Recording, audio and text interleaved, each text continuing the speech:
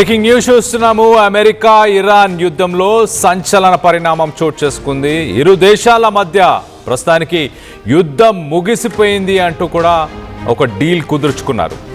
తెరుచుకుంది ఒక్కసారిగా straight of హార్మోస్ జలసంధి. ప్రపంచ దేశాలకు సంబంధించిన నౌకలన్నీ కూడా ఫ్రీగా ఆ స్ట్రైట్ ఆఫ్ హార్మోస్ నుంచి అవి వెళ్ళవచ్చు అంటూ స్వయంగా ప్రెసిడెంట్ డొనాల్డ్ ట్రంప్ ట్వీట్ చేశాడు సోషల్ మీడియా మాధ్యమంలో.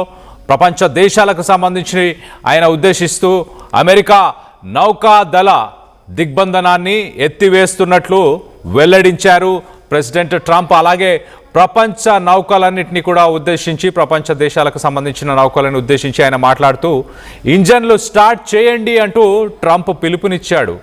60 రోజుల పాటు మళ్ళీ ఈ కాల్పుల విరమణ ఒప్పందం అమల్లోకి రాబోతుంది. ఖతర్ దేశం మధ్యవర్తిత్వంతో మొత్తానికైతే యుద్ధం 60 రోజుల పాటు ప్రస్తుతానికి దాన్ని విరమించారు. కాల్పుల విరమణ కొనసాగిస్తున్నారు. సో అధికారిక శాంతి ఒప్పందంపై 19న స్విట్జర్లాండ్లో ఇరు దేశాలు అంటే అమెరికా ఇరాన్కి సంబంధించిన ప్రతినిధులు అక్కడ కలుసుకొని సంతకాలు చేస్తారంటూ కూడా పాక్ పిఎం వెల్లడించారు. స్వాగతిస్తున్నాను ఈ 60 రోజుల సీజ్ ఫైర్ని అంటూ పాక్ పిఎం కూడా వెల్లడించడం జరిగింది. మరోపక్కన యుద్ధం ముగింపుతో చమురు సరఫరా సాధారణ స్థితికి వచ్చే అవకాశం ఉన్నట్లు తెలుస్తుంది. మొత్తం మీద డొనాల్డ్ ట్రంప్ చేసిన ఆ ట్వీట్ని రైట్ సైడ్ బాక్స్లో మనం చూస్తున్నాం. దానికి సంబంధించి ఒకసారి ఆ ట్వీట్ని కూడా మీకు చదివి వినిపించే ప్రయత్నం చేస్తా. The deal with the Islamic republic of Iran is now complete. Congratulations to all. I hereby fully authorize the toll free opening of the strait of Hormuz. So first పాయింట్లో ఇస్లామిక్ రిపబ్లిక్ ఆఫ్ ఇరాన్తో deal complete అయిపోయింది, అంటే పూర్తి అయిపోయింది అంటూ మొదటి లైన్లో చెప్పే ప్రయత్నం చేశాడు.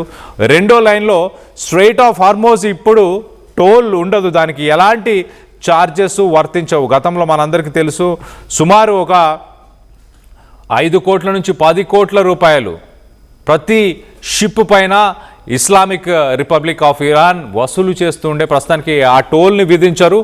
యథేచ్ఛగా స్వేచ్ఛగా ప్రపంచంలో ఉన్న ఓడలన్నీ కూడా తిరగవచ్చు స్ట్రైట్ ఆఫ్ హార్మోస్ గుండా అంటూ. దాని తర్వాత simultaneously herewith authorize the immediate removal of United States naval blockade. ఇరాన్కి సంబంధించిన పోర్ట్స్ని అమెరికా దళాలు బ్లాక్ చేసి ఉన్నాయి గతం నుంచి.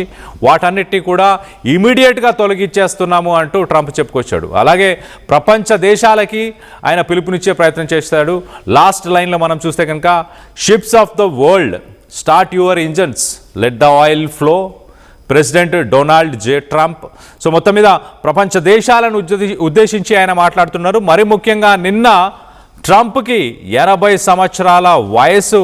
నిన్న ఆయన బర్త్డే అవ్వడం, ఆ బర్త్డే రోజే ఈ డీలు కుదరడంపై కూడా అమెరికాకు సంబంధించి మరి ముఖ్యంగా రిపబ్లికన్ పార్టీకి సంబంధించిన మెంబర్స్ అందరూ కూడా సంతోషాన్ని వ్యక్తపరిచారు. ట్రంప్ ఆయన పుట్టినరోజే ఈ డీల్ కుదరడానికి కూడా స్వాగతిస్తున్నారు. దీంట్లో మనం గమనించాల్సిన విషయాలు ఏంటంటే లెబనాన్తో పాటు ఇరాన్కి సంబంధించిన ప్రాక్సీ కంట్రీస్ ప్రాక్సీ మిలిషియా ఏదైతే ఉందో వాటన్నిటిపైన కూడా సైనిక చర్యలు, అంటే ఇజ్రాయెల్ లెబనాన్ పైన దాడులను కూడా నిలిపివేయాలి. ఆ అంశాలను కూడా దీంట్లో పొందుపరిచినట్టు కూడా తెలుస్తుంది. ఈ అంగీకారంతో 60 రోజుల పాటు కాల్పుల విరమణ ఒప్పందం అమలులోకి రానుంది. ఈ కాలంలో మరి ఇరు దేశాల మధ్య మరింత శాంతి చర్చలు కూడా నిర్వహించబోతున్నారు. న్యూక్లియర్ డీల్ కూడా జరగబోతుంది. మొత్తంగా ఇరాన్ తన మీద ఉన్న శాంక్షన్స్ని తొలగించాలి. అలాగే బిలియన్స్ ఆఫ్ డాలర్స్, ఇరాన్ ప్రభుత్వానికి సంబంధించి బిలియన్స్ ఆఫ్ డాలర్స్ ప్రపంచ దేశాల బ్యాంకుల్లో ఎలాగైతే ఫ్రీజ్ అయిపోయి ఉన్నాయో వాటిపైన కూడా ఆంక్షలు తొలగించాలి అంటూ కూడా ఇరాన్ ప్రధానంగా మొదటి నుంచి ఆ డిమాండ్లను ముందుకు తీసుకొచ్చే ప్రయత్నం చేస్తుంది. మరోపక్కన అమెరికా ప్రధాన డిమాండ్ ఇరాన్ దగ్గర ఉన్న న్యూక్లియర్ అంటే యురేనియంకి సంబంధించిన నిల్వలు ఏవైతే ఉన్నాయో ఆ నిల్వలన్నింటినీ కూడా ఇంటర్నేషనల్ అటామిక్ ఎనర్జీ ఏజెన్సీకి ఇచ్చేయాలి. ఎలాంటి న్యూక్లియర్ ప్రోగ్రామ్ అంటే అణుబాంబుని తయారు చేసే ప్రయత్నం ఇరాన్ చేయకూడదు అంటూ చేయనంటూ కూడా హామీ ఇవ్వాలి అనేది అమెరికా ముందు నుంచి కోరుతున్న డీల్ అని చెప్పొచ్చు. అయితే ఈ డీల్ తాలూకు మరిన్ని వివరాలు బయటకు రావాల్సి ఉంది. ఖతర్ అనే దేశం ఆ మీడియేషన్ చేసి ఈ ఒప్పందాన్ని ఖరారు చేసినట్టు తెలుస్తుంది. ఖతర్కి సంబంధించిన ప్రతినిధులు ఇరాన్లోని తెహరాన్కి వెళ్ళి సుమారు 15 గంటల పాటు చర్చలని జరిపారు. ఆ 15 గంటల పాటు చర్చలు జరిపిన తర్వాత ఒక మెమరాండంని ఇరాన్ ప్రభుత్వానికి సంబంధించిన ప్రతినిధులు ఒక మెమరాండంని ఇచ్చే ప్రయత్నం చేశారు. అమెరికా ఇచ్చిన మెమరాండంని ఇరాన్కి సంబంధించిన ప్రతినిధులకి ఈ ఖతర్ దేశానికి సంబంధించిన మీడియేషన్ వ్యక్తులు వాళ్ళు దాని ఇరాన్కి సంబంధించిన ప్రతినిధులకు చెప్పే ప్రయత్నం చేశారు. మొత్తం మీద శాంతి ఒప్పందం పూర్తయిపోయింది. ఇరాన్ పైన ఆంక్షలను తక్షణమే ఎత్తివేస్తున్నట్లు ట్రంప్ స్వయంగానే ప్రకటించారు. హార్మోజ్ని వెంటనే తెరవాలంటూ కూడా సోషల్ మీడియాలో ఆయన ఒక పోస్టును పెట్టడం జరిగింది. మొత్తం మీద ఈ పోస్టుతో మరి ప్రపంచ దేశాలకి సుమారు 20% ఆయిల్ ఇక్కడి నుంచే వెళ్తుంది.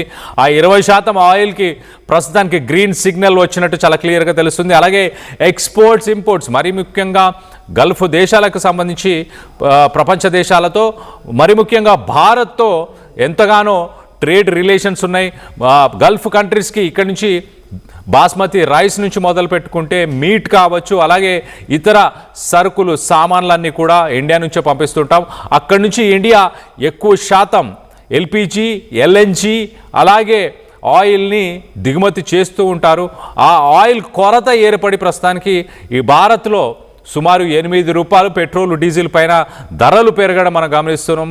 ఆగస్టు నుంచి ఒక ఆర్థిక సంక్షోభం అనేది ప్రపంచ దేశాలని ముంచేయబోతుంది అంటూ ఒక పక్కన ఎకానమీకి సంబంధించిన అనలిస్టులు చెప్తున్న సమయంలో కొంత ఊరట లభించింది. ఇంటర్నేషనల్ మార్కెట్లో చమురు ధరలు కూడా ఒక్కసారిగా 3.4% చమురు ధరలు కూడా ఒక్కసారిగా తగ్గిపోయాయి. మరి రానున్న రోజుల్లో ఇంధనానికి సంబంధించి ఎలాంటి కొరత కూడా ఉండని పరిస్థితులు మరి చూడబోతున్నామా అంటే వేచి చూడాలి ఖచ్చితంగా. చర్చలు అయితే ప్రస్తుతానికి కుదిరాయి. ఇరాన్తో పాటు ఒక డీల్కి మేము వచ్చాము అంటూ ప్రెసిడెంట్ ట్రంప్ చెప్పుకొచ్చే ప్రయత్నం చేశారు. మరోపక్కన ఇరాన్ తరఫున ఆ దేశ సుప్రీం లీడర్ ఖమేనీ మార్గదర్శకత్వంలోనే ఈ డీల్ కుదిరినట్లు కూడా తెలుస్తుంది. చర్చలు విజయవంతం చేసిన ఖతర్కు ఇరు వర్గాలు కృతజ్ఞతలు కూడా తెలియజేశాయి. మరోపక్క పాకిస్తాన్ కూడా ఈ పరిణామాన్ని స్వాగతించింది. ఇరు దేశాలకు కూడా అభినందనలు తెలిపింది. ఈ నెల 19న స్విట్జర్లాండ్లో అమెరికా అలాగే ఇరాన్కి సంబంధించిన ప్రతినిధులు అధికారిక శాంతి ఒప్పందం పైన సంతకాలు చేయనున్నట్లు తెలుస్తుంది. ఈ నెల 19న ఒక్కసారి సంతకాలు చేసిన తర్వాత మరి ఇంకా ఒక డీల్ కన్ఫామ్ అని చెప్పొచ్చు. ఇప్పుడు ప్రస్తుతానికైతే ఇరు దేశాలకు సంబంధించిన వాళ్ళు డైరెక్ట్గా కలిసి సంతకాలు చేసుకోలేదు. 19న కలిసి ఆ డీల్ని పూర్తి చేయబోతున్నారు. ట్రంప్ పుట్టినరోజు సమయంలోనే మరి ఈ డీల్ కుదరడం విశేషం అంటూ కూడా అమెరికాకు సంబంధించిన ఫారెన్ మినిస్ట్రీకి సంబంధించి మార్కో రూబియో కూడా ఆయన కూడా మెన్షన్ చేయడం జరిగింది. మొత్తం మీద ఈ 3 నెలల యుద్ధం ఇరు దేశాలు అలాగే ఇరు దేశాలతో పాటు పలు దేశాలు అని చెప్పొచ్చు ప్రపంచం మొత్తంగా భారీ మూల్యాన్ని చెల్లించుకున్నాయి. ఇప్పటిదాకా అమెరికా వైమానిక దాడులు, క్షిపణి దాడులతో ఇరాన్లో పలు సైనిక స్థావరాలు అలాగే అక్కడ ఆయిల్ రిజర్వ్స్ ఏవైతున్నాయో వాటన్నిటిపైన అలాగే మౌలిక వసతుల పైన తీవ్రంగా ప్రభావితం చూపించాయి. మరోపక్కన హార్మోజ్లో అమెరికా బ్లాకేడ్ వల్ల ప్రపంచ దేశాలకు జరగాల్సిన ట్రేడ్ ఒక్కసారిగా ఆగిపోయింది, వాణిజ్యం ఒక్కసారిగా ఆగిపోయిందని చెప్పొచ్చు. మరోవైపు ఇరాన్ ప్రయోగించిన క్షిపణులు, డ్రోన్లు దాడుల కారణంగా అమెరికా సైనిక స్థావరాలు, గల్ఫ్ కంట్రీస్లో ఉన్న ఆ స్థావరాలన్నీ కూడా ఆయుధ సంపత్తి అంతా కూడా నాశనం అయిపోయింది. ఇరువైపులా తీవ్ర ఆర్థిక నష్టం కూడా వాటిల్లిందని చెప్పొచ్చు. ప్రతిరోజు సుమారు $5 బిలియన్ ఖర్చు అమెరికాకు వస్తున్న సమయం. మరోపక్కన ఇరాన్కి సంబంధించి ఆయిల్ రిజర్వ్స్, ఇరాన్కి సంబంధించిన పోర్ట్స్ వీటన్నిటిని కూడా అమెరికా ధ్వంసం చేసింది. గల్ఫ్ దేశాలకు సంబంధించి ఇంటర్నేషనల్ ఎయిర్పోర్ట్స్ కావచ్చు, ఖతర్లో కావచ్చు, యునైటెడ్ అరబ్ ఎమిరేట్స్ ఇలాంటి ప్రాంతాల్లో ఉన్న ఇంటర్నేషనల్ ఎయిర్పోర్ట్స్ అన్ని కూడా ధ్వంసం అయిపోయి యునైటెడ్ అరబ్ ఎమిరేట్స్ అలాగే ఖతర్ అలాగే గల్ఫ్ కంట్రీస్ అన్ని కూడా ఇన్వెస్ట్మెంట్స్కి సేఫ్ హ్యావెన్స్, అంటే మీరు ఇక్కడ ఇన్వెస్ట్ చేయొచ్చు అంటూ ప్రపంచ దేశాలకు సంబంధించిన కంపెనీస్కి వాళ్ళు గతంలో బ్రాండ్ చేసుకున్న ఆ ఇమేజ్ కూడా కొంత డ్యామేజ్ అయిందని చెప్పొచ్చు.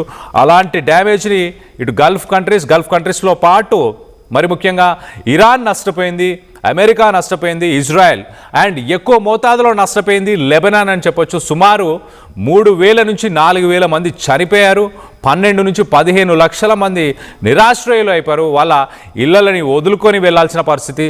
సో మొత్తంగా లెబనాన్లో ఎక్కువ మంది చనిపోవడం జరిగింది. దాని తర్వాత ఇరాన్లో కూడా సుమారు 3,000కు పైగా అక్కడ ప్రజలు చనిపోవడం జరిగింది కొంతమంది. సో మొత్తం మీద ఇరాక్ అలాగే గల్ఫ్ కంట్రీస్లో కూడా కొంతమంది చనిపోయారు.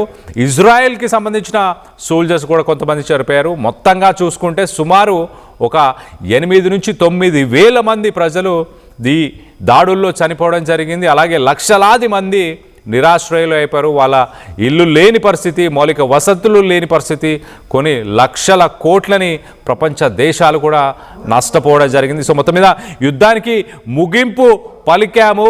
ఇంకా ప్రపంచ దేశాలకు సంబంధించిన షిప్స్ అన్నీ కూడా ఇంజన్స్ని స్టార్ట్ చేయండి అంటూ ట్రంప్ స్వయంగా సోషల్ మీడియా మాధ్యమంలో ట్వీట్ చేశాడు. దీనికి సంబంధించి మీరేమనుకుంటున్నారు? యుద్ధం ముగిసిందనే మీరు భావిస్తున్నారా? ఈ నెల 19న సంతకాలు జరిగే లోపే మళ్ళీ తీవ్ర పరిణామాలను చోటు చేసుకునే అవకాశం ఉందని మీరు భావిస్తున్నారా? ట్రంప్ మాటలని నమ్మొచ్చని మీరు భావిస్తున్నారా? ఇప్పటిదాకా ఫిబ్రవరి 28 నుంచి ఇప్పటిదాకా మనం ఒకసారి చూస్తే కనుక ట్రంప్ 38 సార్లు యుద్ధం ముగిసింది, ఒక డీల్కి వచ్చేసాము అంటూ ట్రంప్ ఇప్పటిదాకా 38 సార్లు చెప్పడం జరిగింది. దీనికి సంబంధించి మీ అభిప్రాయం ఏంటి? ఈ యుద్ధంలో ఎవరు గెలిచారని మీరు భావిస్తున్నారు? అమెరికా లాంటి ఒక సూపర్ పవర్ని ఎదుర్కొంది ఇరాన్ కాబట్టి ఇరాన్ గెలిచిందని మీరు భావిస్తున్నారా? ఎప్పటికైనా ఇరాన్ మెడల్ని అమెరికా ఒక సూపర్ పవర్ వంచింది కాబట్టి ఇరాన్ పైన అమెరికా గెలుపొందిందని మీరు భావిస్తున్నారా? మీ అభిప్రాయాలు ఏంటనేది కింద కామెంట్ రూపంలో తెలియపరచండి. Bringing the industry expertise to the classroom. KL deemed to be university.